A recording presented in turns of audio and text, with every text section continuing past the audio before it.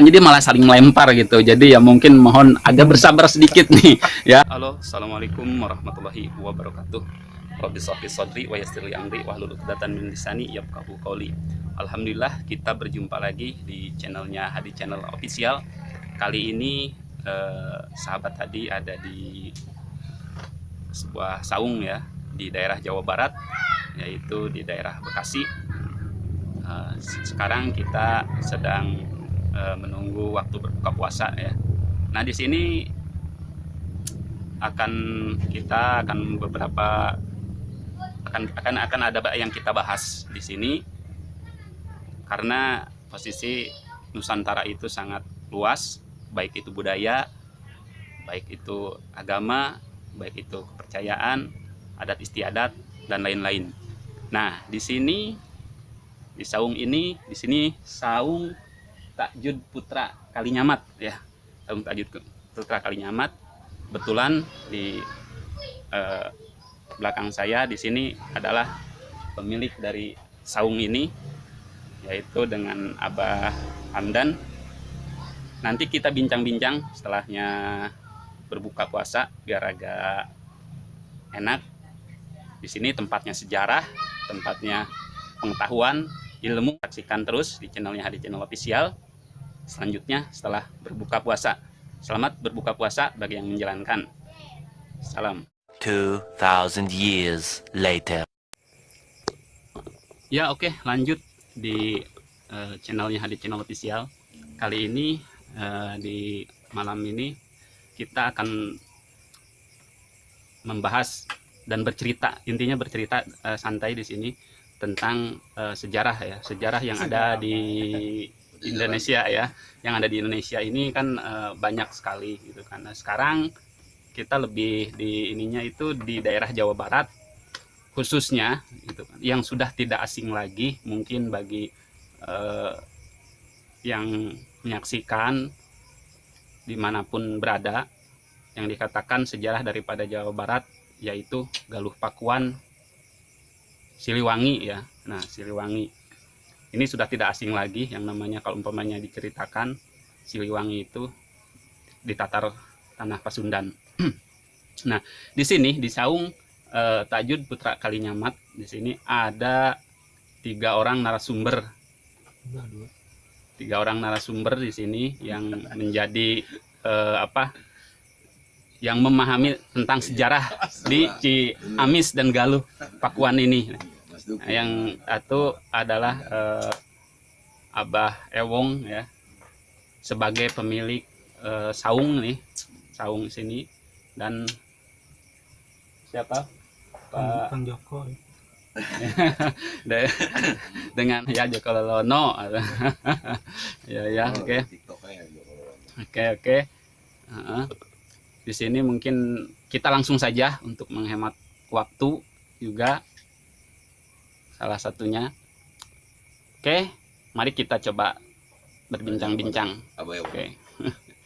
Nah, di ini yang sebelah sini adalah Abah Ewong ya, Abah Ewong gitu kan. Nah, ya tadi yang di sini adalah Ki Joko Lelono ya. Nah, kalau ini kebetulan ada di samping sebelah sini yaitu Ki apa? Di MDK. Mungkin dimulai dari Abah Ewong. Dimulai dari Abah Ewong dulu seperti ini. Nah, ini gimana nih, Bah? Tentang sejarah yang ada di tanah Tatar Pasundan, Bah. Mungkin setiap orang yang menyaksikan ataupun siapa saja ketika mendengar nama tanah Pasundan dan Siliwangi itu sudah tidak asing lagi.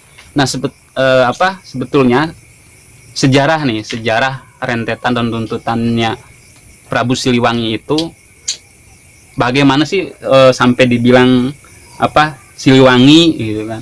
Dan nanti ada juga para putranya ininya, mungkin Abah sebagai ini yang lebih memahami tentang ini seperti apa. Silahkan Abah.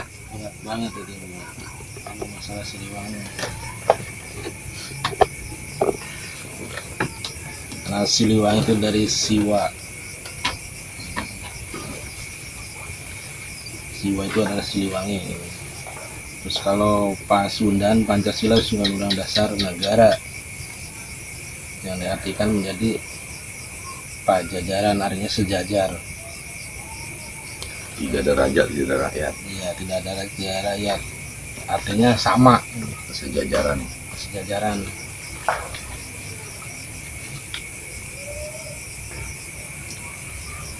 Sebetulnya awal mulanya Prabu Siliwangi disebut Siliwangi itu gitu kan. Itu seperti apa sih, Bah?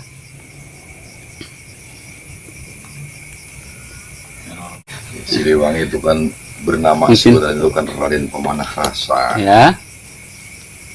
ya kan, dengan gerak-geriknya untuk apa namanya, untuk mensejajarkan antara manusia dengan manusia, tidak ada batasan antara raja dengan rakyat. Itu harus silih asa, silih asi, silih asu, Jagatwangi. Jagatwangi, agar harus berbak, makanya diberi gelarnya itu jadi Prabu Siliwangi. Gelar itu nama Gelar. gelar, bukan nama asli. Sebenarnya Siliwangi itu gelar, bukan nama. Nama aslinya itu Raden Pemanah Rasa. Itu Ibu Ratu Galuh Pusaka. Nah, kalau umpamanya di Tatar Pasundan ini gitu kan, mungkin bisa dibilang kerajaan Galuh itu sangat termasyhur ya pada waktu itu sebelum ininya.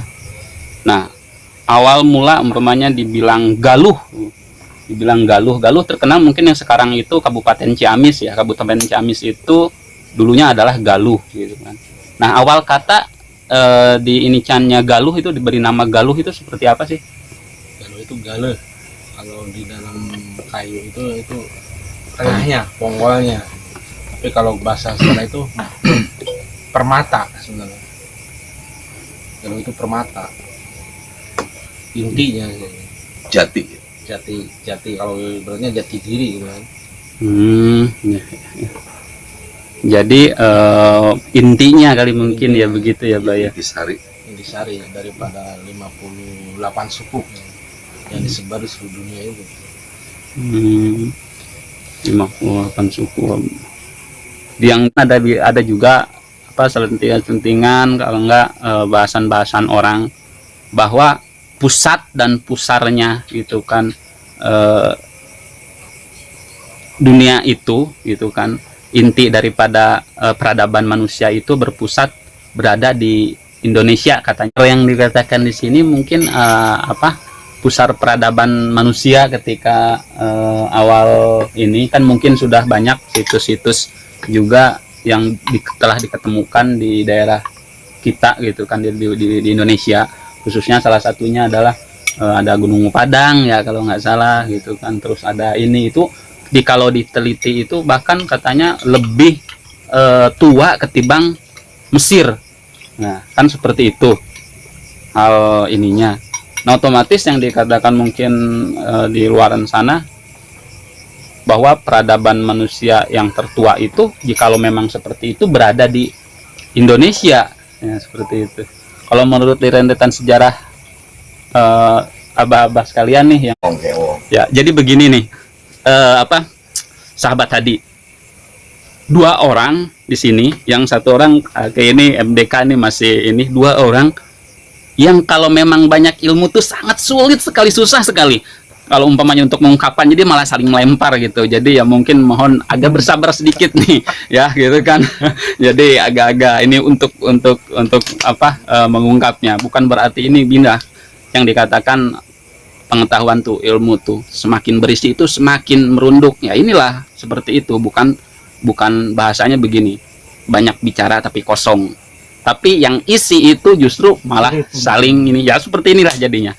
Ayo kita kembali lagi ke ini ya, silahkan Ki atau Abah Ewong. Bukan, jadi masalah sejarah itu ada 2. Jadi sejarah dirinya sendiri artinya apa, riwayat. Kedua sejarah alam ya, seperti para nabi juga, para apa itu kan sejarah ya. Tapi kalau masalah sejarah kita yang diceritakan tadi, karena kita udah ribuan tahun, 3,5 tahun abad dijajah gitu. Kalau kita tidak menjalankan sebagai pelaku di situ, notabene kita hanya sebagai pendengar cerita. Iya, bukan pelaku sejarah. iya, Karena betul, sejarah itu ada bagaimana siapapun penguasanya. Sejarah itu akan pasti hilang kalau penguasanya nggak sesuai dengan yang dia terbitkan. Makanya terjadi itu kan batu sigi lima yang ada, menurut sejarah itu kan ada peninggalan batu sigi lima yang ada di Karangkamuliaan itu, disebut apa namanya, Ciungwanaraya. Di sana ada batu segi lima, itu katanya cikal bakal akal bakalnya sila dasar kelima. Sebagian orang tua itu mengatakan dari sana sejarahnya. Iya. Itu. Jadi Sunda itu sebenarnya susunan undang-undang dasar. Jadi bukan suku. Sejarah. Oh iya iya iya ya mungkin. Sedangkan agama. Oh iya iya iya. Berarti ini jadi agak sedikit menggelitik nih. Tadi yang dikatakan bahwa Sunda itu sebetulnya bukan suku ya, gitu kan, dari versinya ini gitu kan, Sunda seperti itu. Sundayana, Mhm. orang yang udah mengenal ajaran matahari. Berarti yang dikatakan peradaban manusia bahwa ini ya, yang seperti yang diketemukan di di Gunung Padang itu kan katanya lebih tua ketimbang Mesir gitu kan. Berarti Ya. asumsi kata bahwa di Indonesia itu salah satunya di wilayah Jawa Barat telah berdiri peradaban manusia tertua gitu kan. Jadi kalau untuk di Gunung Padang, karena kita udah pernah ke sana, Mhm, udah pernah ke sana, udah mhm, juru kuncinya sendiri Abah Dadi udah berbicara sama, termasuk sama Pak Edi juga udah ketemu ke sana. Dia berbicara pada saat itu tempat persembahyangan sebenarnya. Dan dia mengatakan itu penobatan para raja mhm, yang untuk kembali ke jalur ini, jalur besar ini. mhm, mhm. Jadi untuk dinobatkan yang menjadi seorang mumin ya, nggak salah dia. Ya khalifah lah. Khalifah, ya. Kalau Nabi khalifah.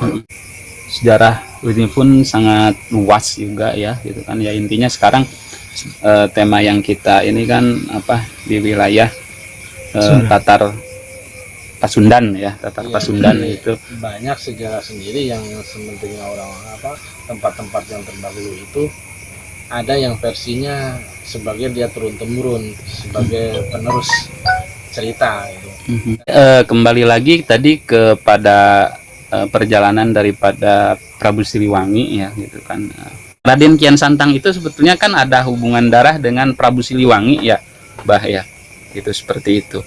Dan bisa dikatakan bahwa katanya Raden Kian Santang itu muslim secara ininya, dan Prabu Siliwangi itu kalau menurut sejarah yang ada itu dia itu masih tetap memegang agama Hindu nenek moyangnya gitu kan, seperti itu.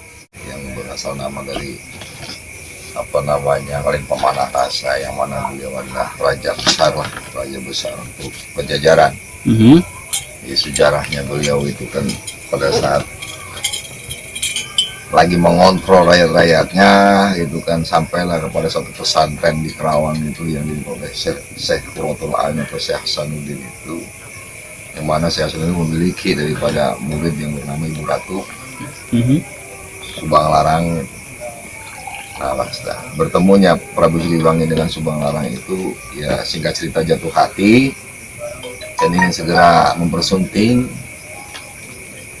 Namun karena pada saat itu Prabu Siliwangi masih beragama yang lama, makanya harus diislamkan terdahulu. Setelah Prabu Siliwangi mau diislamkan, barulah Ratu Subang Larang itu mau menerima dia sebagai suami. Nah, dari perkawinan Ibu Ratu Subang Larang dengan Baginda Prabu Siliwangi itu memiliki 3 putra. Yang pertama itu adalah Raden Walang Sungsang, yang kedua Lara Santang, nah yang ketiga itulah baru Raden Kian Santang. Nah, Oh berarti mana, ketiga dia ya. yang mana semuanya putra-putranya itu masuk dalam sejarah itu ya sudah Islam semua. Kenapa? Ya karena termasuk Lara Santang sendiri kan setelah beliau berangkat haji ke Arab itu kan dia langsung pulang, sehingga dilamar oleh seorang pangeran di sana itu, kalau nggak salah Pangeran Syekh Sarip apa lupa lah saya lah kan gitu kan. Nah dari perkawinan itulah dia memiliki putra Syekh Sarip Abdullah dengan Syekh Sarip Hidayatullah, yang mana yang pulang ke Jawa itu ya Syekh Syarif Hidayatullah atau dikenal dengan Sunan Gunung Jati. Itu aja yang saya tahu. Selanjutnya mungkin Abah Ewong yang lebih paham dan tuh. Sedikit menambah pengetahuan dan wawasan kita ya. Nah, sebagai akhir nih dari Ki Joko Lelono, ada mungkin pesan-pesan ataupun bagaimana nih untuk para penonton ataupun khusus untuk bangsa Indonesia kita ini sekarang ini? Ya pesan-pesannya adanya sejarah itu artinya adanya leluhur. Jadi intinya apapun, orang-orang tua kita itu adalah orang-orang tua yang telah menunjukkan pembelajaran hidup tentang keilmuan harus lebih benar dan benar.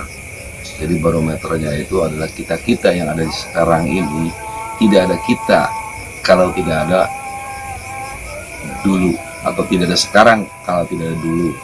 Makanya kita harus apa?